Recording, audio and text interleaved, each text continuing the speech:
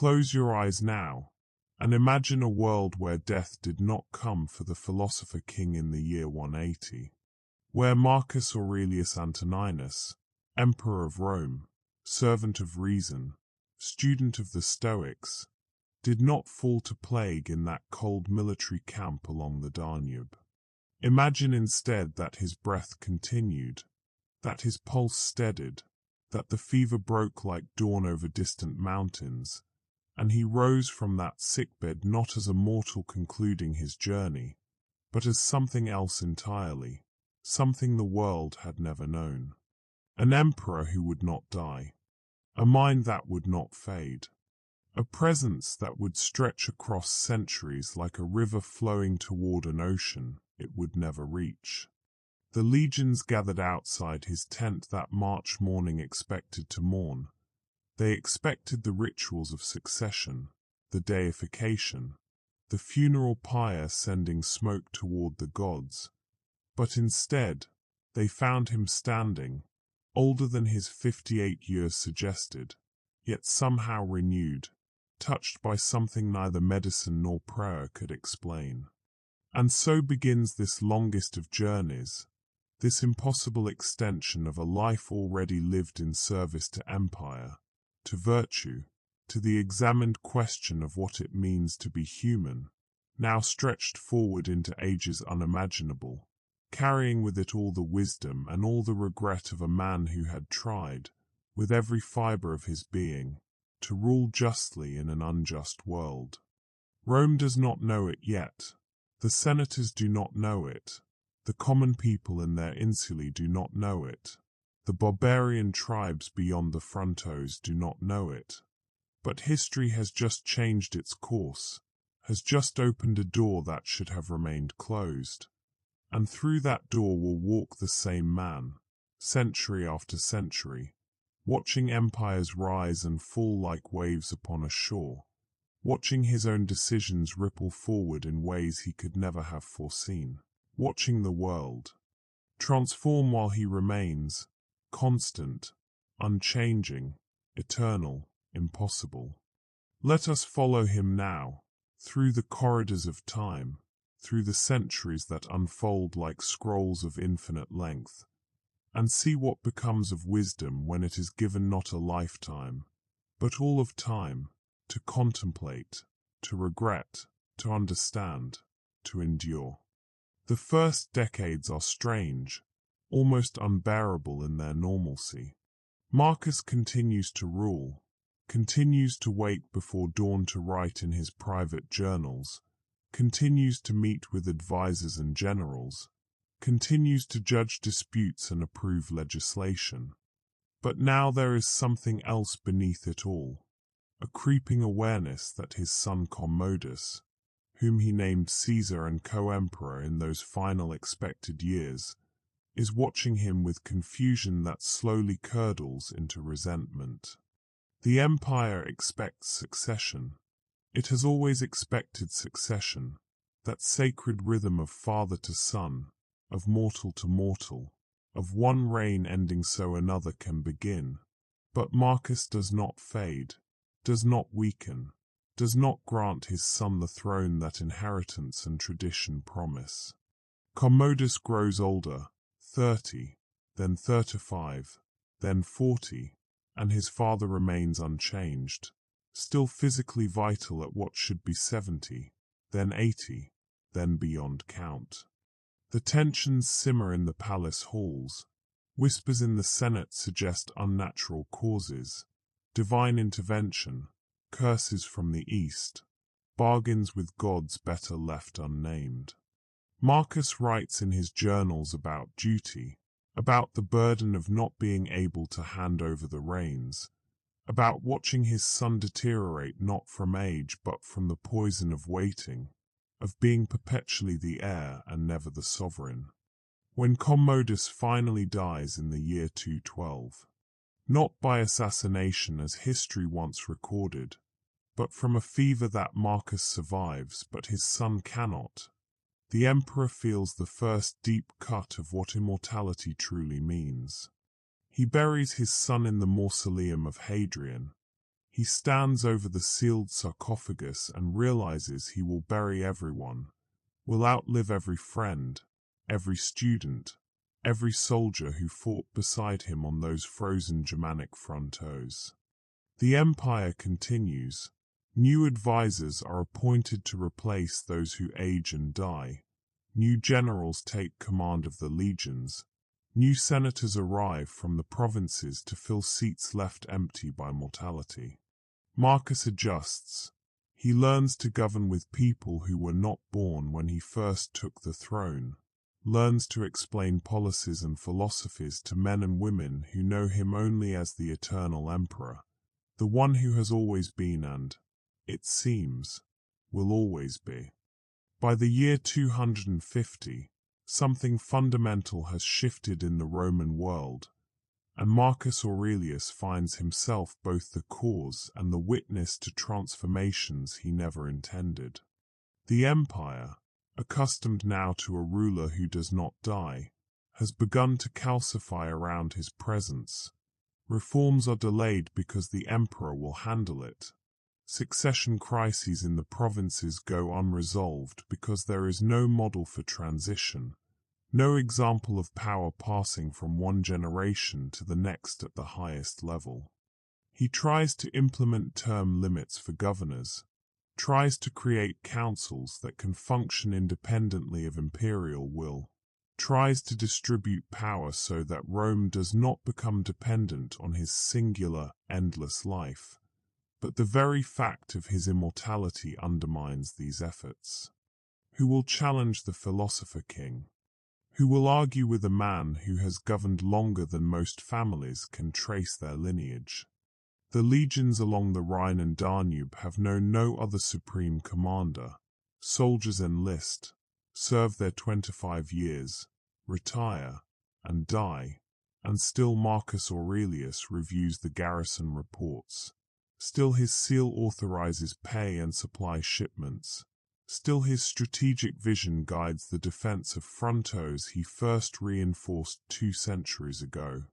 He begins to travel more, leaves Rome for years at a time, journeying to Britannia, to Egyptus, to Syria, to the cities of Asia Minor, trying to see with his own eyes what his eternal reign has wrought. In Alexandria, he walks streets that were ancient when he was young. He visits the library, or what remains of it, and finds scholars who debate his meditations as if they were scripture, as if the private thoughts he wrote to himself in muddy camps have become gospel. He tries to tell them, these were questions, not answers, confusions I wrestled with, doubts I harbored, but they do not listen, cannot listen, because to them he is not a man but an institution, a living bridge to the age of the Antonines, to the golden years of Pax Romana that now stretch beyond any reasonable definition of an era. The year 313 brings news from the western provinces.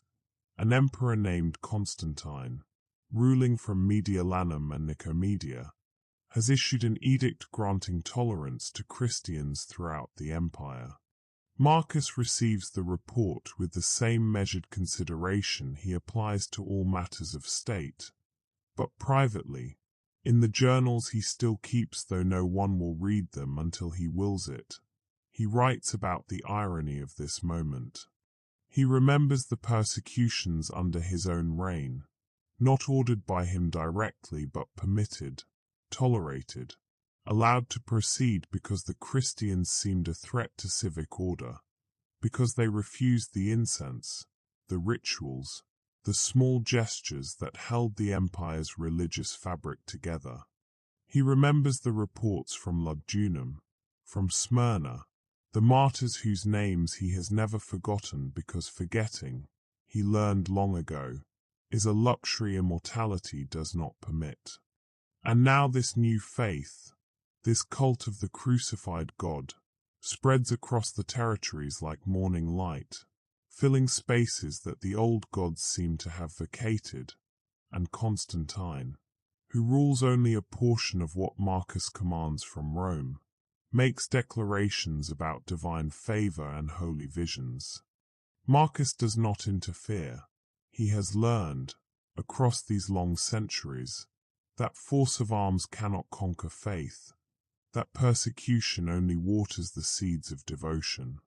He issues his own edict, more subtle than Constantine's, more philosophical, declaring that the empire protects all who seek truth through reason or revelation, that Rome is large enough for many paths to wisdom. The Christians do not know what to make of this. An emperor who persecuted their grandparents now grants them freedom, but does not convert, does not bend the knee to their Christ, simply allows. The pagan temples continue their rites. The mystery cults of Isis and Mithras maintain their initiations. The philosophers still gather in Athens and Alexandria to debate the nature of the good. And above it all, constant and unchanging, Marcus Aurelius governs with the same dedication to duty he brought to the throne in the year 161, now more than a century and a half in the past. By the year 400, Rome itself has changed in ways that make Marcus feel like a stranger in the city he has ruled for 239 years. The Senate still meets, still debates and votes and sends embassies to the provinces. But everyone knows it is theatre, a beloved play performed for tradition's sake, while real power rests in the imperial palace, in the person of one man who cannot die and therefore cannot be replaced.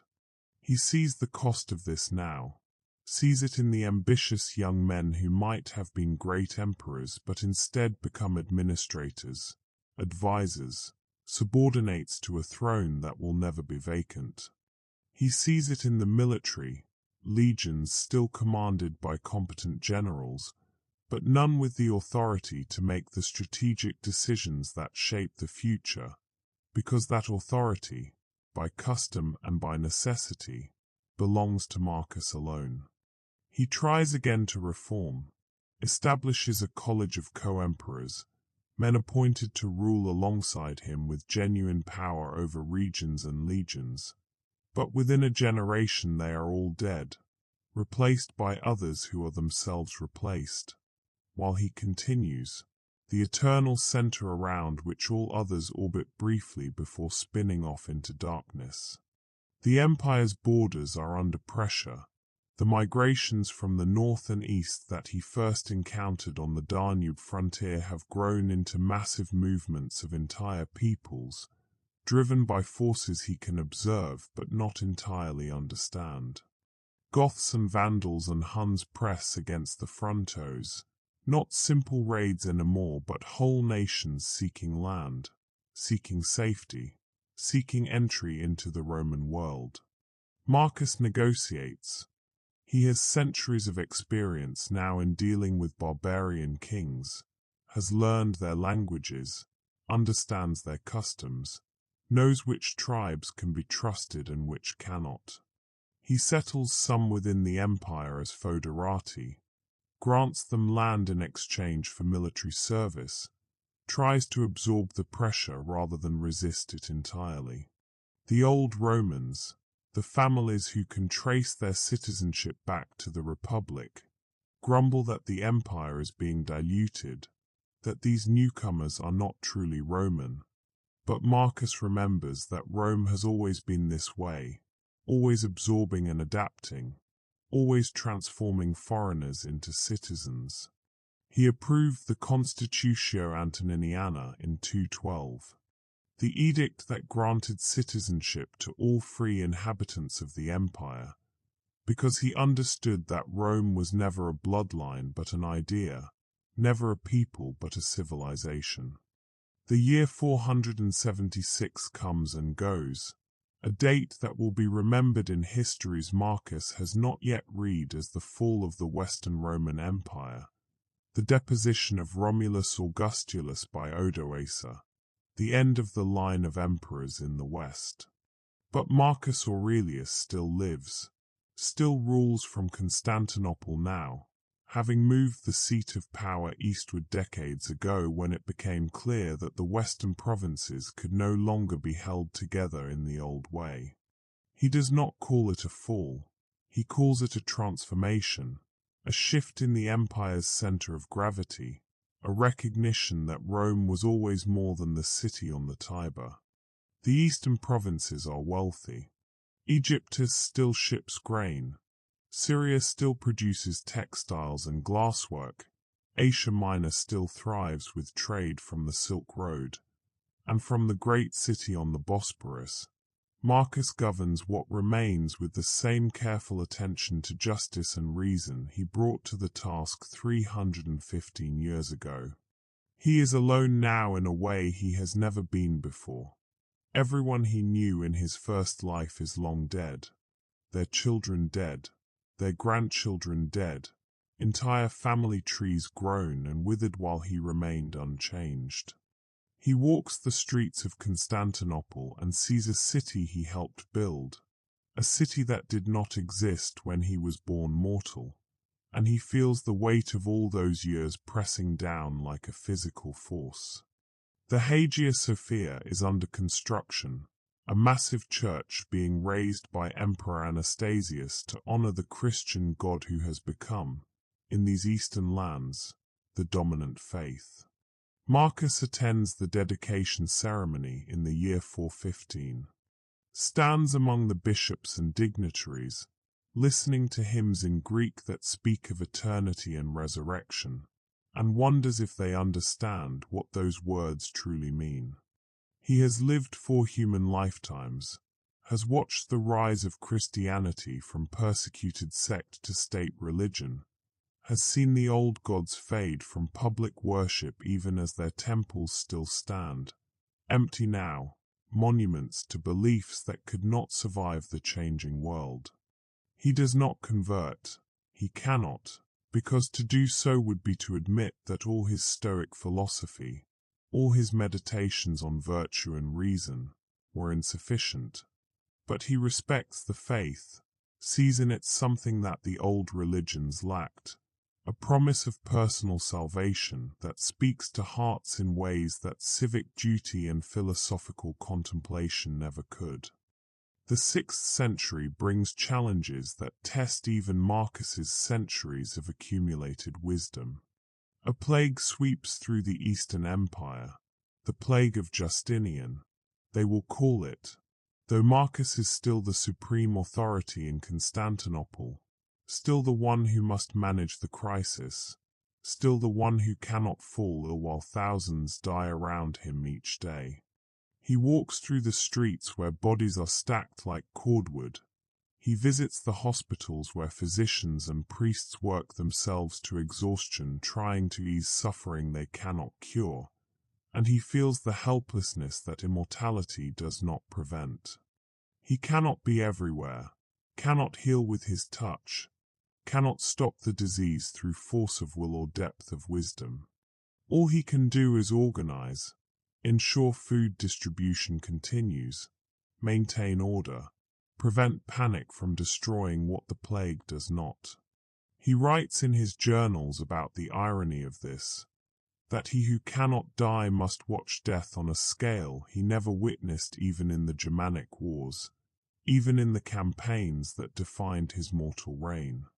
Half of Constantinople's population perishes, the eastern provinces are devastated, and yet the empire continues because Marcus continues, because there is no succession crisis, no civil war over the throne, only the grim work of rebuilding with whoever survives. The barbarian kingdoms of the West, the Ostrogoths in Italy, the Visigoths in Hispania, the Franks in Gaul, send ambassadors to Constantinople, seeking legitimacy, seeking recognition from the eternal emperor whose authority predates their kingdoms by centuries. Marcus receives them with courtesy. He understands that these are the new reality, that the western provinces will not be reconquered, that the empire's future lies in adaptation rather than restoration.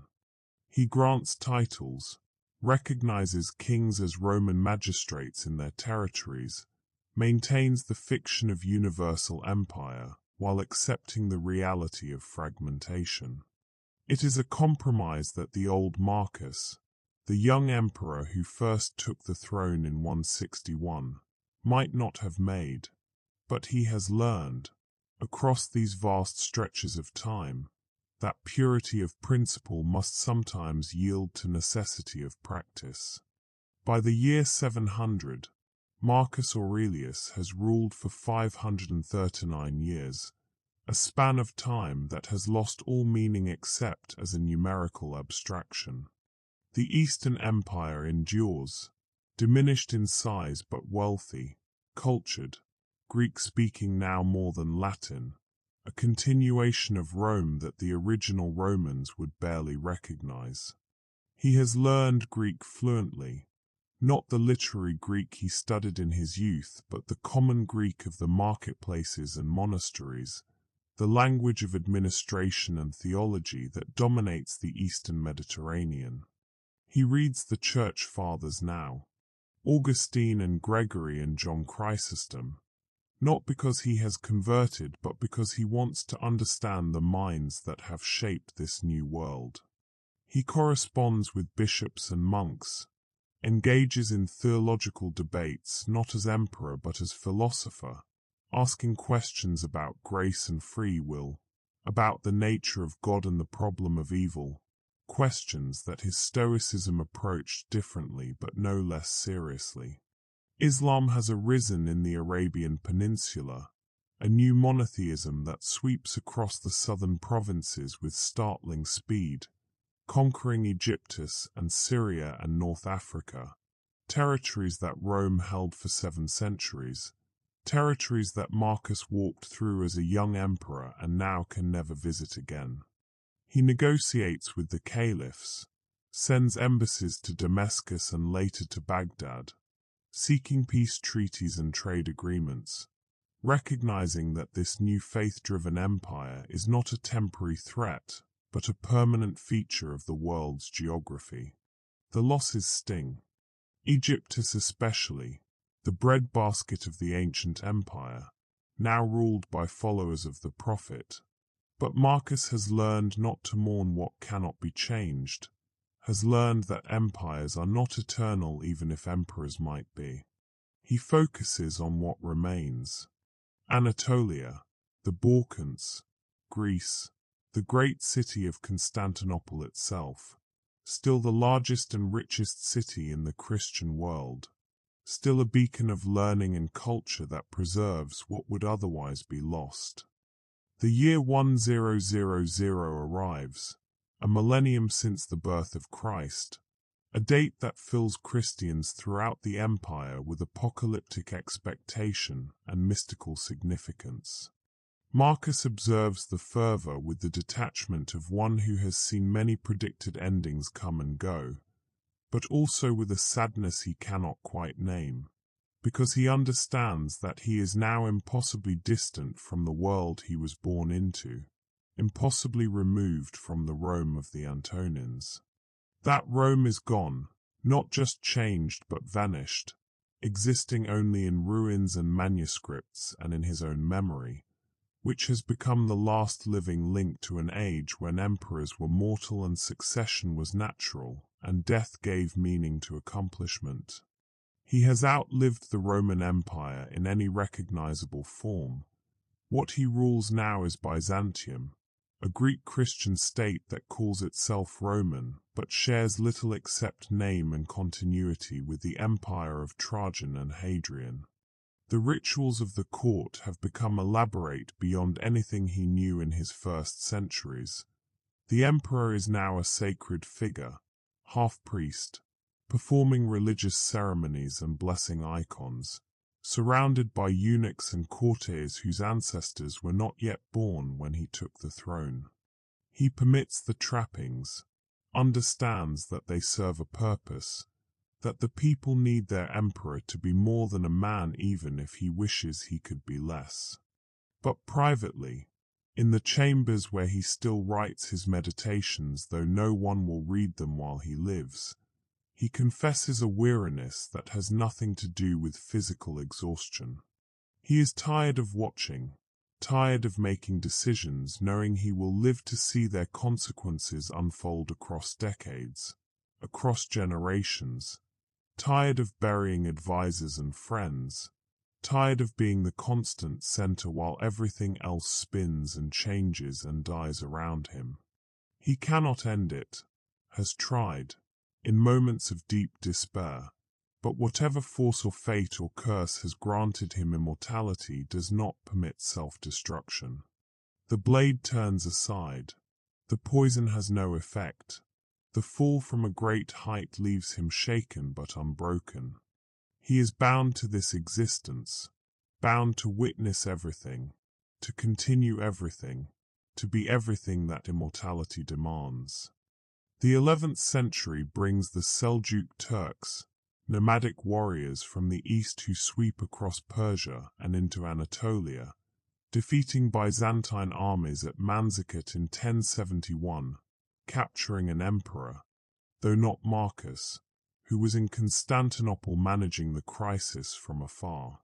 He has learned, across the centuries, to delegate field command, has learned that even his strategic brilliance cannot compensate for being physically present on every frontier. The loss of Anatolia is catastrophic. The heartland of the Eastern Empire, the source of its soldiers and tax revenue, now in Turkish hands. Marcus negotiates, sues for peace, pays tribute, cedes territory, does everything a proud Roman emperor should never do. But he is no longer operating from a position of strength, and pride is a luxury that empires in decline cannot afford. He calls for aid from the West, sends letters to the Pope in Rome, to the kings of France and Germany, asking for military assistance against the Muslim threat. The response comes in 1096. Not the organized imperial expedition he envisioned, but a chaotic mass movement.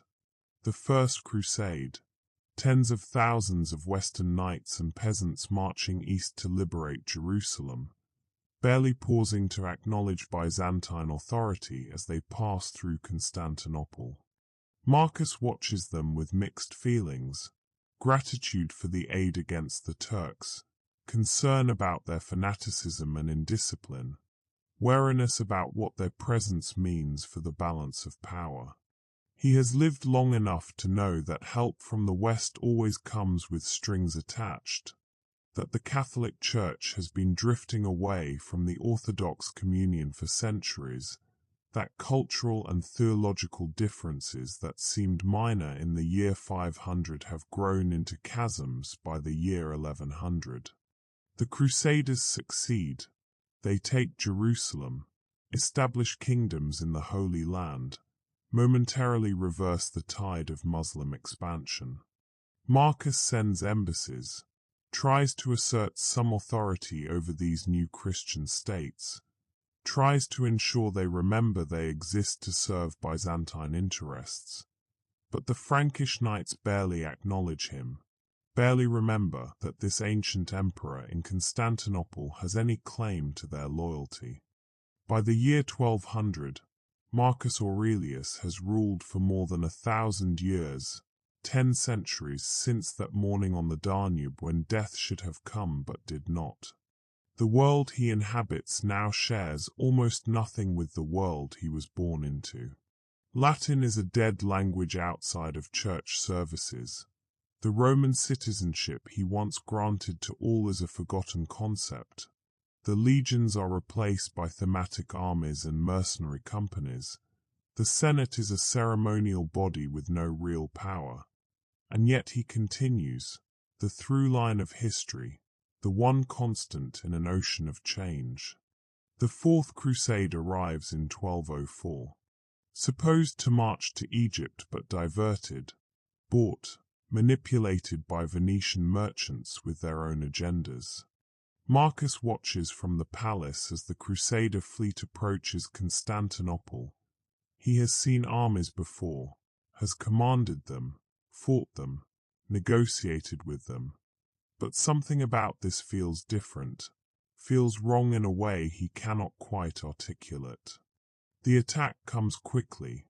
The Western Knights, supposedly fellow Christians, supposedly allies against Islam, turn their weapons on the greatest Christian city in the world. Marcus tries to organize the defense. He is still emperor, still the supreme commander, still the one responsible for protecting the million souls within the walls. But the city is unprepared. The army is weak. The centuries of peace have made Constantinople rich but not martial. The walls are breached. The Crusaders pour through. And for 3 days they sack the city, looting churches and palaces, destroying libraries and artworks, killing and raping and burning in an orgy of violence that Marcus, who witnessed the Germanic invasions and the plague of Justinian, finds almost incomprehensible in its betrayal. He escapes, flees across the Bosporus with a handful of loyal guards, watches from the Asian shore as smoke rises from the city he has ruled for 8 centuries. The Crusaders establish their own emperor, a Latin emperor, ruling from his palace, sitting on his throne, erasing in a moment the continuity that Marcus represented. He does not die, cannot die, but for the first time in his impossibly long life, he is emperor of nothing, exiled from his own capital, watching as foreigners claim the authority he never relinquished. The decades in exile are strange, almost peaceful in their way. Marcus establishes a court in Nicaea, a city in northwestern Anatolia that becomes the capital of what they call the Empire in exile, the continuation of Byzantium waiting to reclaim its birthright. He is surrounded by Greeks who remember Constantinople's glory, who plan and plot the reconquest, who see in Marcus the living embodiment of Roman legitimacy that the Latin emperors can never possess. He lets them plan. He has learned patience across the centuries, has learned that empires are reclaimed not through rage but through careful diplomacy and strategic advantage. He corresponds with the other Byzantine successor states, Trebizond on the Black Sea, Epirus in the west, trying to maintain unity, trying to ensure that when the moment comes, the Greeks are ready. The moment comes in 1261. The Latin Empire, never stable, weakened by infighting and external pressure, faces a Greek army led by generals who serve Marcus Aurelius.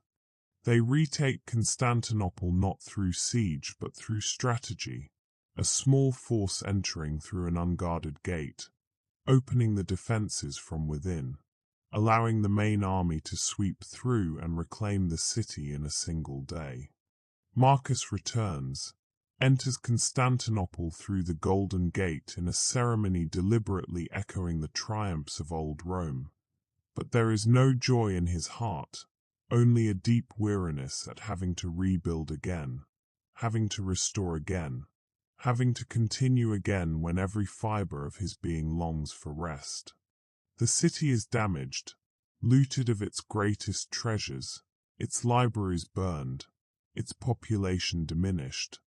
But it is still Constantinople, still the great city on the Bosporus, and Marcus sets about the work of restoration with the same methodical dedication he brings to everything. He hires craftsmen to repair the churches, he establishes new schools to replace the lost academies, he reopens trade routes and renews treaties, and slowly, across decades, the city begins to recover something of its former glory, though everyone knows it will never again be what it was before the Crusaders came. The 14th century brings new threats. The Ottoman Turks, a warrior people who have been gathering strength in Anatolia for generations, begin to press against the empire's remaining territories. Marcus watches their rise with the sad recognition of one who has seen this pattern before, a vigorous people on the empire's borders, hungry for land and glory, facing a civilization that is wealthy but weary, cultured but no longer martial in the way that survival demands. He tries to rally the empire, reforms the army, builds new fortifications, seeks alliances with the Christian states of the Balkans and with the Italian maritime republics, but the resources are limited, the population is declining, and the Ottomans grow stronger with each passing year. City after city falls. Byzantine outposts in Anatolia that have flown the Roman standard for 1,000 years are conquered and converted, their churches becoming mosques, their Greek populations fleeing westward or accepting the new reality of Turkish rule. Marcus is forced to make humiliating agreements, pays tribute to the Ottoman Sultan, acknowledges him as the dominant power in the region, agrees to conditions that would have been unthinkable even a century ago. But he is no longer negotiating from strength. He is buying time, extending the empire's existence year by year through diplomacy because military victory is no longer possible. Constantinople becomes an island, a Greek Christian city surrounded by Ottoman territory, supplied by sea because the land routes are cut, surviving on trade and guile and the protection of the massive Theodosian walls that have defended the city since the 5th century.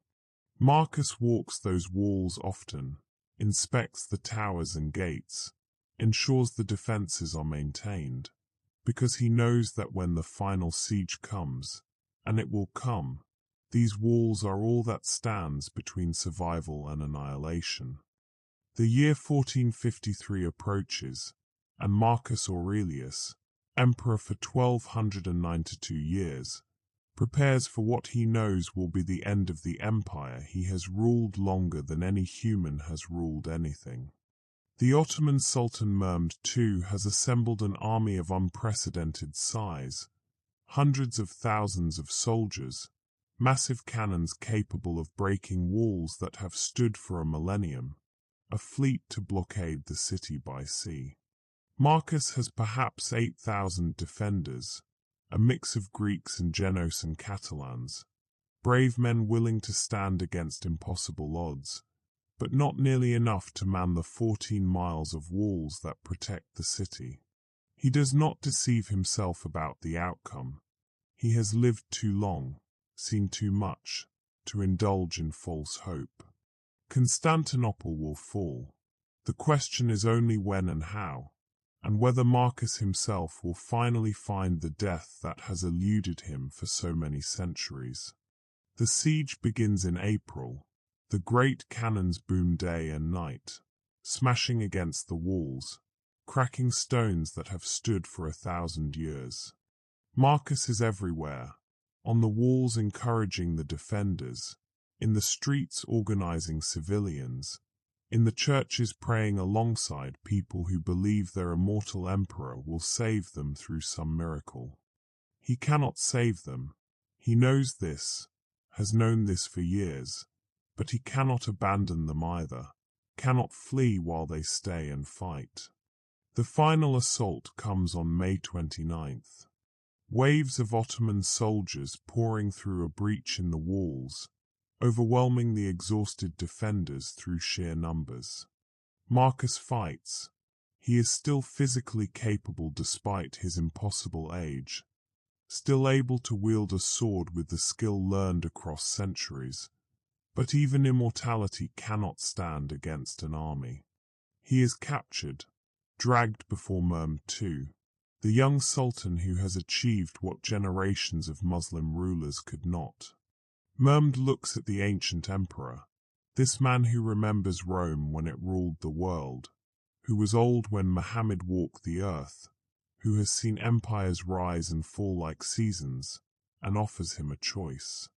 Serve as advisor, share the wisdom of ages, help build the new order that will rise from Byzantium's ruins, or die, if death is even possible for one such as him. Marcus chooses to serve, not from cowardice but from curiosity, from a desire to see what comes next that has sustained him through all these centuries.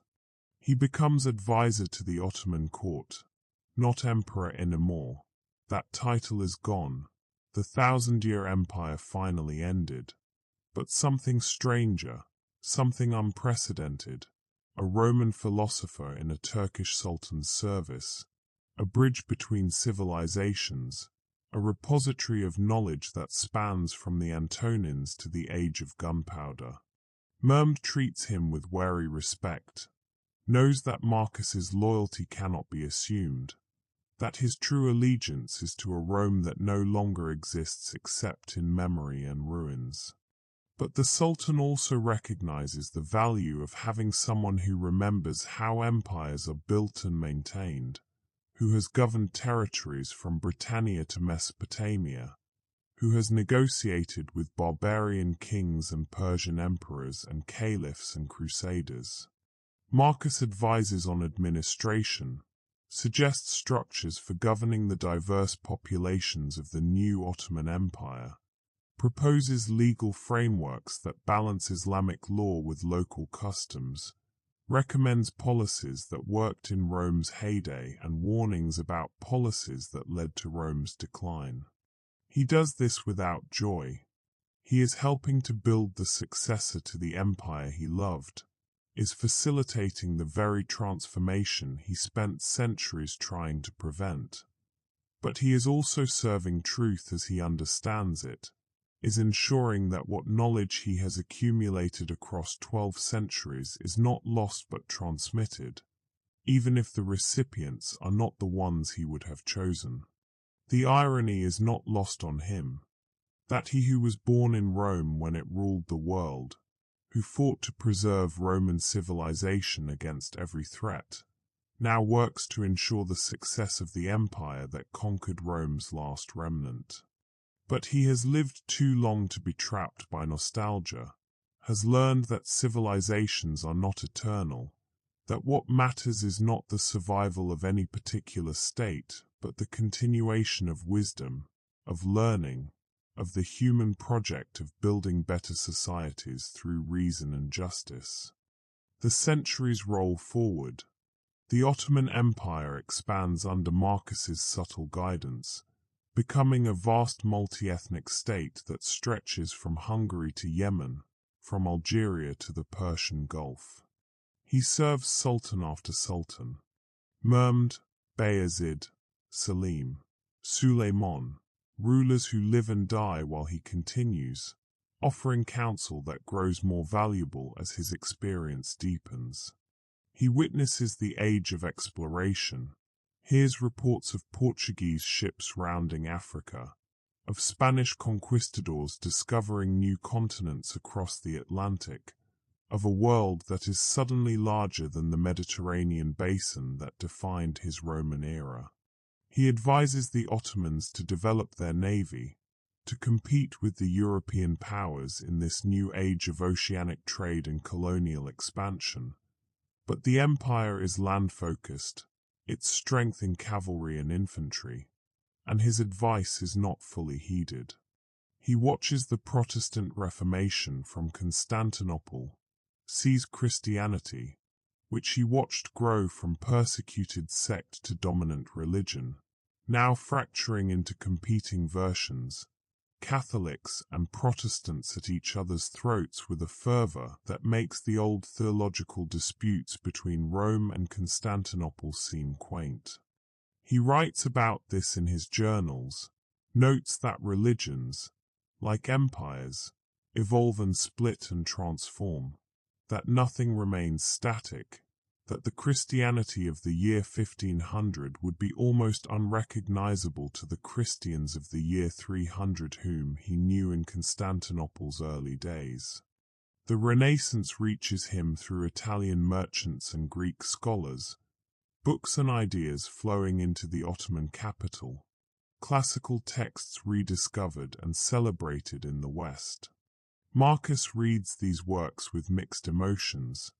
They are celebrating the Rome he knew, the philosophy he studied, the culture he tried to preserve, but they are doing so in cities and states that are enemies of the empire he now serves. He sees translations of his own meditations, printed now, thanks to Gutenberg's press, circulated among European intellectuals who study his words as ancient wisdom, not knowing that their author still lives, still writes, still meditates on virtue and mortality in a palace overlooking the Bosporus. By the year 1800, Marcus Aurelius has lived for 1639 years, a span of time so vast it defies human comprehension, a duration longer than some civilizations exist from rise to fall. The Ottoman Empire is declining now, losing wars to European powers whose technology and organization have surpassed the traditional strengths of Turkish armies. Marcus has seen this before, has watched empires pass their peak and begin the long descent. But it is different experiencing it from within, being part of the court that must manage the decline, that must make the hard choices between reform and tradition. He pushes for modernization, advocates for Western-style education, for technological adoption, for legal reforms that would make the empire more competitive with France and Britain and Russia. Some sultans listen, attempt Tanzimat reforms that Marcus helps design, trying to save the empire through transformation. But the forces of conservative resistance are strong. The religious authorities oppose changes that seem to threaten Islamic tradition, and the reforms are implemented half-heartedly or not at all. He watches the French Revolution from afar, sees the execution of Louis XVI and the rise of Napoleon, and feels a strange kinship with the revolutionaries' desire to break with the past, even as he recognizes the chaos and violence that such ruptures bring. He has lived through Rome's transformation from republic to empire, has seen what happens when old orders collapse and new ones are born in blood, and he wonders if Europe is repeating a pattern that is eternal, or if these modern revolutions are something genuinely new. The 19th century brings industrialization, railroads and telegraphs, steamships and factories, technologies that transform warfare and commerce and daily life in ways that are more dramatic than anything Marcus witnessed in his first 1,000 years. He advocates for the empire to embrace these changes, to build railroads connecting Constantinople to Baghdad and Cairo, to establish factories that can produce modern weapons and goods. But the empire's financial weakness and administrative corruption prevent full implementation of what he envisions. The year 1914 brings the catastrophe Marcus has been dreading. The Ottoman Empire enters the Great War on the side of Germany and Austria-Hungary, gambling everything on a conflict whose scale and destructiveness surpass anything in his long memory. He advises against it, argues that the empire should remain neutral, that entering a European war risks losing everything. But his counsel is overruled by the Young Turk government that has seized power, by nationalist leaders who believe that alliance with Germany offers the chance to reverse decades of decline. Marcus can only watch as Ottoman armies are sent to fronts in the Caucasus and Palestine and Gallipoli, can only witness the deaths of hundreds of thousands of young men in battles that achieve nothing, can only mourn as the empire's remaining territories are chipped away by British and Russian and Arab forces. The genocide of the Armenians in 1915 happens despite his protests. He argues against it in the councils, warns that such atrocities will stain the empire's honor forever, pleads for mercy and reason. But he is no longer emperor, has not been emperor for 461 years, and his words carry only the weight of wisdom that those in power choose to ignore.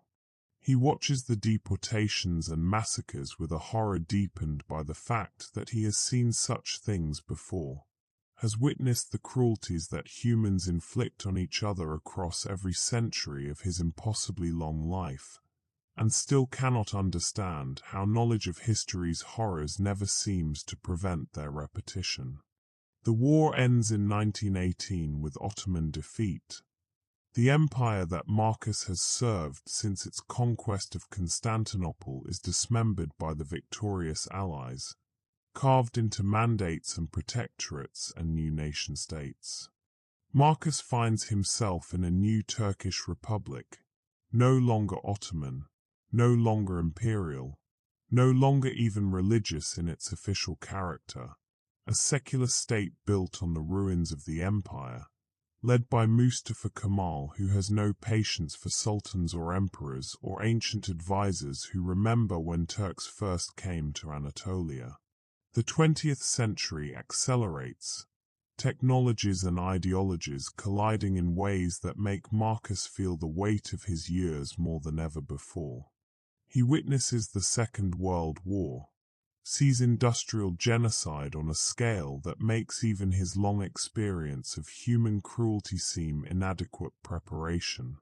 He is living in Switzerland now, a quiet existence under an assumed name, Marcus Aurelius, a scholar of ancient history whose encyclopedic knowledge of the Roman world occasionally raises eyebrows but whose true nature no one suspects.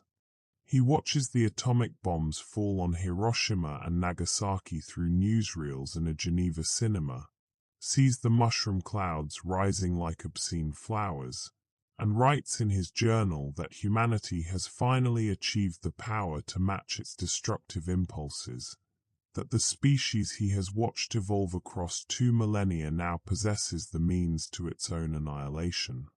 The Cold War follows, decades of tension between superpowers armed with enough nuclear weapons to destroy civilization multiple times over. Marcus finds grim humor in this. After surviving 16 centuries, after witnessing the fall of every empire he has known, he might finally die not from age but from the same instant of apocalyptic fire that takes everyone else. But the apocalypse doesn't come. The weapons are not used. The superpowers compete and threaten and proxy war, but never launch the final strike. He observes the space race, sees humans leave Earth for the first time, walk on the moon, send probes to distant planets, and feels something he has not felt in centuries, a genuine sense of wonder that the species which has caused so much suffering across his long life is also capable of this, of reaching beyond their birth world toward the stars.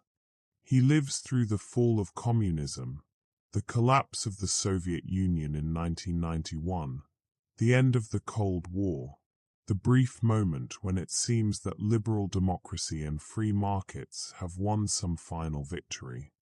But Marcus has seen too many final victories to believe in them, has watched empires that thought themselves eternal crumble into dust, knows that history does not end, that new challenges and conflicts will always emerge, that the human story continues without conclusion or final act.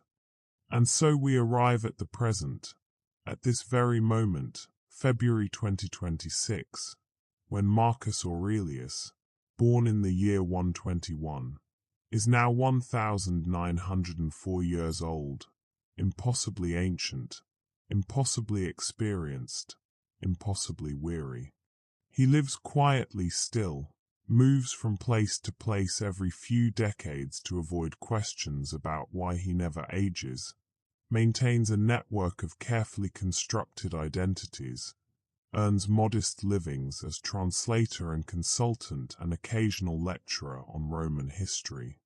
He watches the 21st century unfold with the same attentive concern he brought to the 2nd century, sees climate change threatening the world in ways that no barbarian invasion ever could, sees artificial intelligence emerging as a force whose implications he cannot fully grasp despite his accumulated wisdom, sees humanity more connected than ever through digital networks, yet somehow more fragmented, more tribal, more unable to cooperate on the species-level challenges that confront them. He still writes his meditations, still asks himself the same questions he asked on the Germanic frontier nearly 2,000 years ago, about duty and virtue, about how to live well in an imperfect world, about whether his impossible life has meaning beyond the mere continuation of consciousness. He has no answers. If anything, the questions have deepened, become more complex as his experience has expanded across eras and empires and civilizations. He thinks sometimes about what he has lost. The Rome he loved is gone, vanished so completely that even its language is dead. Its monuments are ruins. Its glory survives only in books and museums. The people he loved are gone, his wife Faustina, his children, his teachers and friends, all long dead, their very dust scattered to elements. The empires he served are gone. Rome, Byzantium, the Ottoman state, all collapsed into history, their power transferred to nations that did not exist when he was young. And yet he continues. He wakes each morning, he eats and breathes and thinks. He engages with the world however he can. He tries to do good in small ways because the large ways are no longer available to one who is no longer emperor, who is no longer anything but a very old man with a very long memory. He remembers now, in the quiet hours before dawn when sleep does not come because sleep has become something different across the centuries. He remembers the faces of those he failed to save. The soldiers who died on the Danube frontier in that first life when he was merely mortal. The citizens of Rome who perished in the Antonine plague while he governed from quarantined rooms. The Christians martyred under his watch because he did not understand, could not yet understand, the power of faith to transcend civic obligation. These memories do not fade. Immortality has granted him many things but not the mercy of forgetting, and so he carries every face, every name, every moment of failure like stones in a pack that grows heavier with each passing year. He visits museums sometimes, walks through galleries in London and Paris and New York where artifacts from his various lives are displayed behind glass, a bust of himself as young emperor, coins bearing his profile, fragments of his meditations copied by medieval monks, pieces of armor from Byzantine soldiers, Ottoman manuscripts he helped compose. He stands before these relics and feels a strange disconnection. These are pieces of his life, evidence of his existence across ages, but they are also alien to him now, artifacts from worlds so distant they might as well be fiction. The visitors to these museums walk past him, an elderly man studying the displays with unusual intensity, and they do not know, cannot know, that they are looking at history while history looks back at them. He has tried, across the centuries, to find others like him, other immortals, other beings touched by whatever force transformed him on that Danube morning in the year 180. He has searched records and legends, followed rumors of people who do not age, investigated stories of sages who appear across different eras with the same face. But he has found nothing, no one, only charlatans and madmen and the wishful thinking of mortals who cannot accept death's inevitability. He is alone in his condition, the only one cursed or blessed with endless continuation. And this loneliness is perhaps the heaviest burden of all, heavier even than the accumulation of failures and regrets. The digital age has brought new complications to his existence. Cameras everywhere, facial recognition software, databases that track and cross-reference, social media that makes anonymity increasingly difficult to maintain. He has had to become more careful, uses makeup to age his appearance artificially, wears glasses and affects a slight limp, adopts the mannerisms of elderly men so that people see what they expect to see rather than what is actually there. He has learned to navigate the modern surveillance state with the same skill he once applied to navigating the politics of the Senate, understanding the systems, finding the gaps, knowing when to be visible and when to disappear. He maintains several identities simultaneously. Dr. Marcus Aurelius in Geneva, a retired professor of classical studies. Marco Aurelio in Rome, a translator of ancient texts. Mark Ellis in London, a consultant for museums and universities. Each identity has documentation, history, a carefully constructed paper trail that satisfies the bureaucratic requirements of modern nation-states. He moves between these identities like an actor changing costumes, becoming someone slightly different in each place while remaining fundamentally unchanged beneath the performance. The internet has given him access to knowledge beyond anything he knew in previous centuries. He can read the works of every philosopher who came after him, can study scientific discoveries that would have seemed like magic to the Romans, can watch videos of places he will never visit and events he will never attend. But this access also deepens his sense of displacement.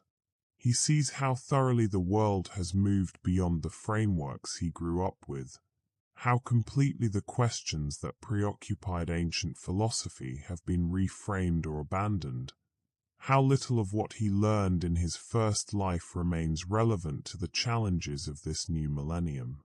He reads contemporary philosophy, existentialism and phenomenology, postmodernism and analytic philosophy, and finds them both familiar and alien, addressing questions he recognizes but in languages and frameworks that feel foreign to his Stoic training. He has witnessed the rise of mass democracy, has seen the Roman principle of citizenship expanded beyond anything the founders of the Republic could have imagined, has watched as nations embrace the idea that legitimacy flows from the consent of the governed rather than from divine right or military conquest. This pleases him in some ways. It validates his own belief, expressed in his meditations, that all humans possess reason and therefore deserve dignity and participation in governance. But he has also seen democracy's failures, has watched demagogues manipulate public opinion, has seen tyranny of the majority crush minority rights, has witnessed how easily democratic systems can be corrupted or captured by special interests. He understands now what he could not fully grasp in his mortal life, that no system of government is perfect, that each contains within it the seeds of its own dysfunction, that the question is not finding the ideal system, but rather managing the inevitable imperfections of whatever system a society chooses. He thinks often about his son Commodus, about the great mistake of his mortal reign, the decision to name his biological son as successor rather than choosing on merit as his predecessors had done.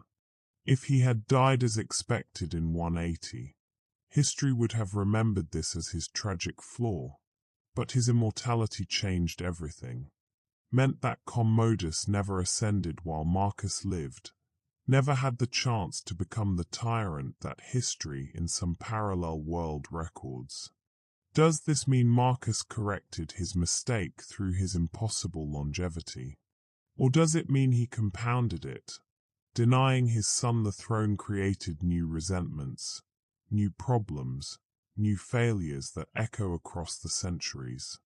He does not know, cannot know, because the counterfactual world where he died on schedule exists only in imagination, and he has learned across 2 millennia that speculation about what might have been is a path to madness. The environmental crisis of the 21st century troubles him deeply. He sees in climate change a threat that transcends the rise and fall of empires, a challenge that affects not just one civilization but the entire human species and indeed the planetary ecosystem that sustains all life. He has watched humanity's relationship with nature transform across the centuries, from the ancient view of nature as something to be feared and appeased, through the medieval understanding of nature as God's creation to be stewarded, to the modern industrial view of nature as a resource to be exploited.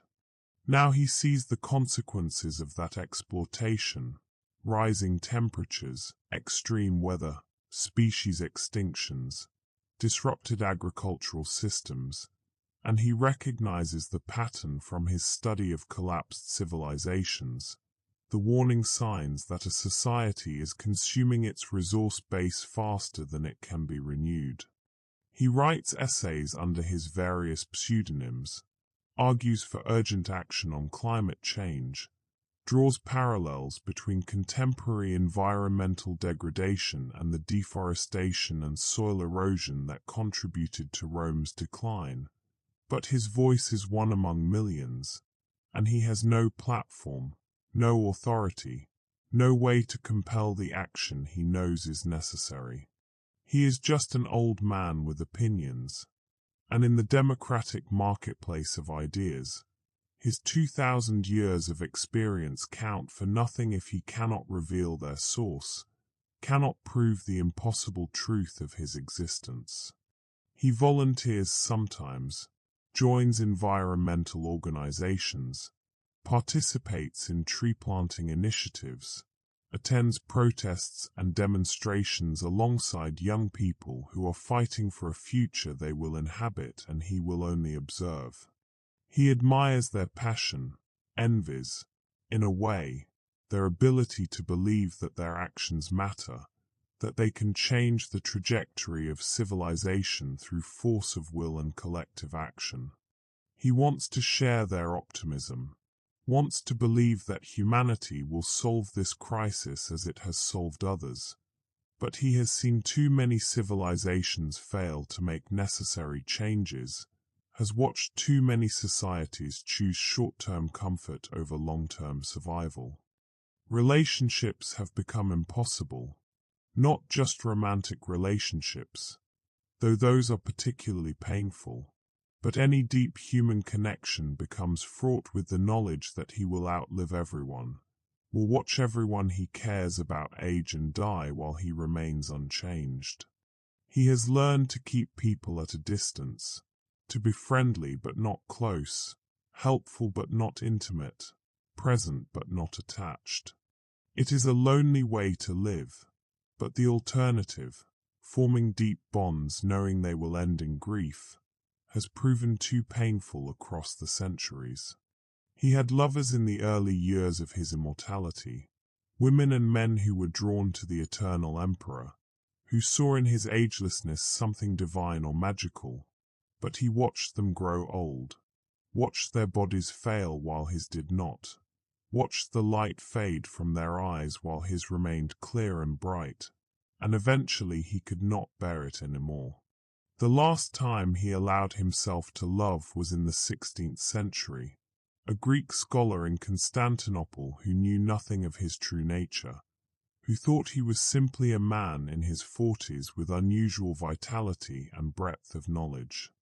They had 10 years together, years of companionship and intellectual exchange, of shared meals and quiet evenings reading by candlelight, and then she grew ill, and he nursed her through her final months, and watched her die as he had watched so many others die, and he swore he would never again inflict his presence on someone who deserved a partner who would age alongside them, who would face mortality together rather than watching from the eternal shore while the other drifted away.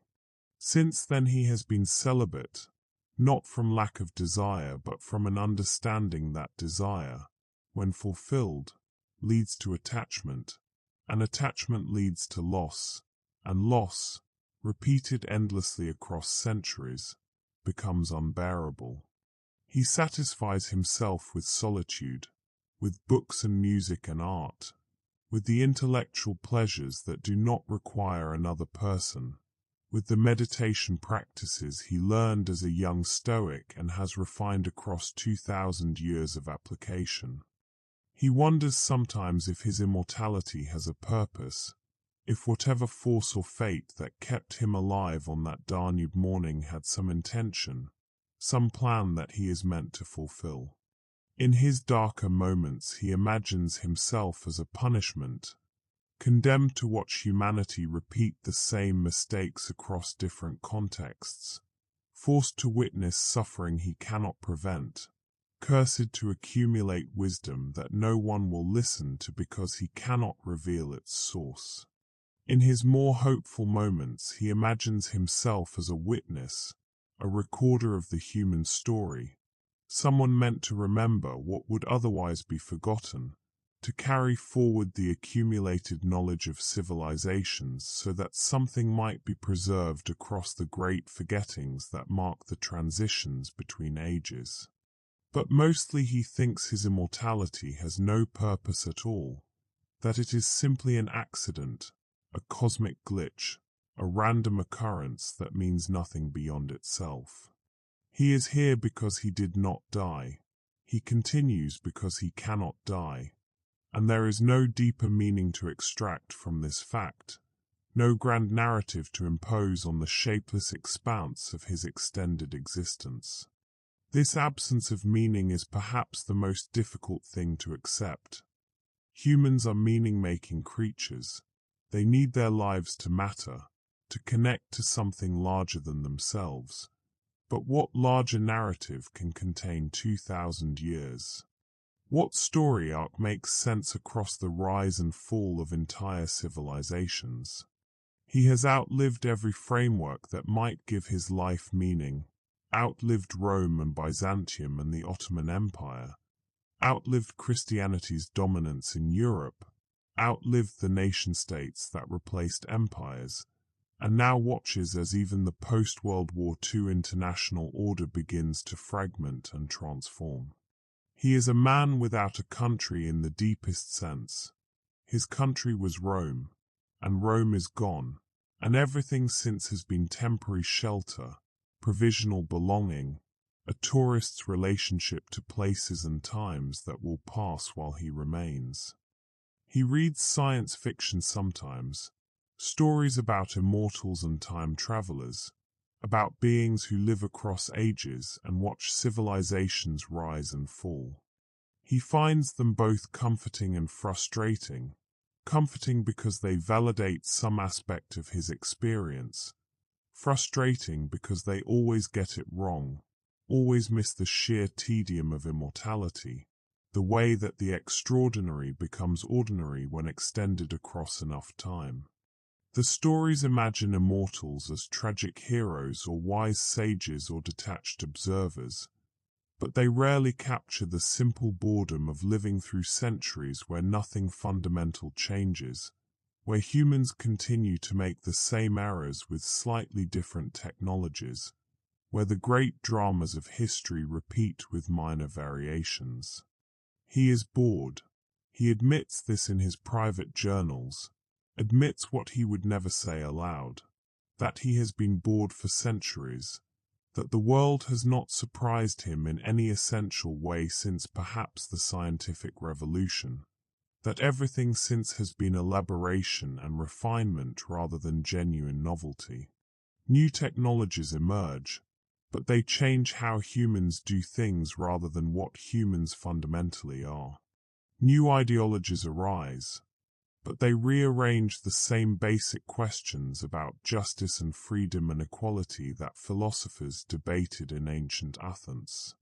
New empires form, but they follow the same patterns of expansion and overreach and decline that he witnessed in Rome.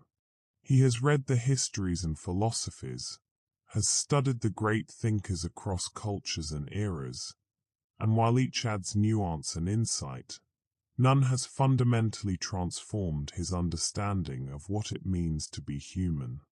Humans are still driven by the same desires and fears they had 2,000 years ago. They still seek love and status and security, still fear death and obscurity and suffering, still struggle with the gap between their ideals and their behaviors. The contexts change, the technologies evolve, but the essential human drama remains constant, and he has watched this drama unfold so many times that it has lost the power to move him. And yet there are moments when something breaks through the accumulated layers of experience and touches him in ways he thought no longer possible. A piece of music, Beethoven's late quartets, perhaps, or a jazz improvisation that captures something ineffable about human creativity and spontaneity. A child's laugh in a park, pure and unself-conscious, reminding him of his own children so long dead but still alive in memory. A sunset over the Bosporus, the light hitting the water the same way it did 1500 years ago when he first saw it. Beautiful then and beautiful now, unchanged while everything else transforms. These moments are grace, unexpected gifts that justify, however briefly, the burden of continuation. He treasures them, writes about them in his journals, tries to hold them in memory against the long stretches of tedium and sorrow.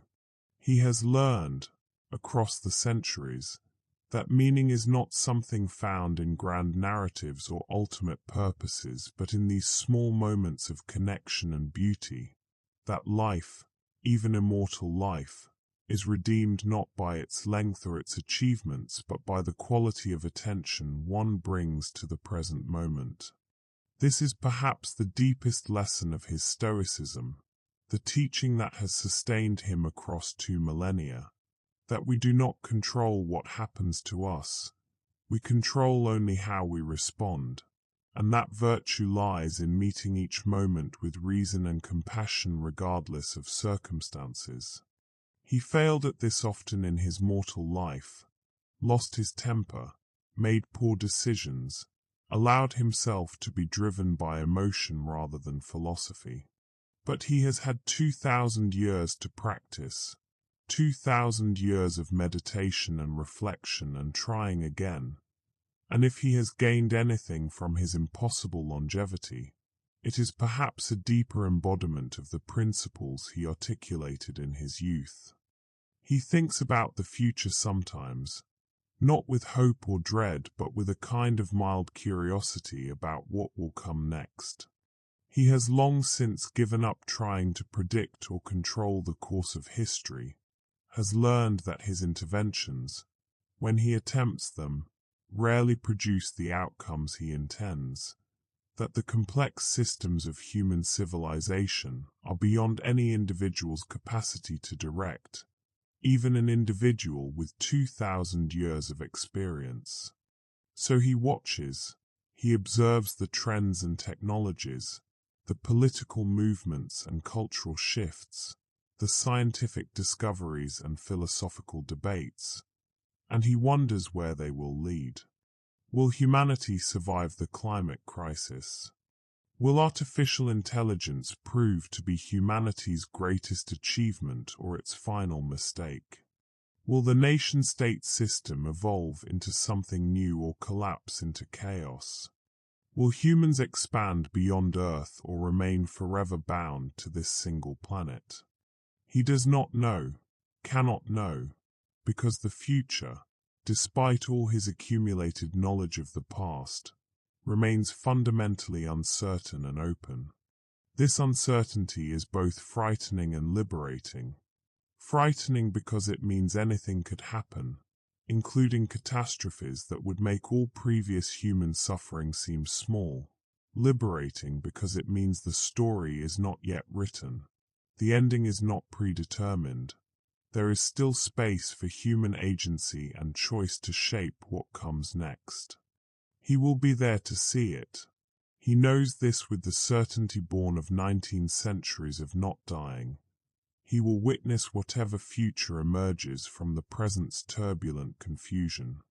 Whether he will be able to do anything about it, whether his voice will matter, whether his wisdom will find an audience, whether his impossible existence will serve any purpose beyond mere observation.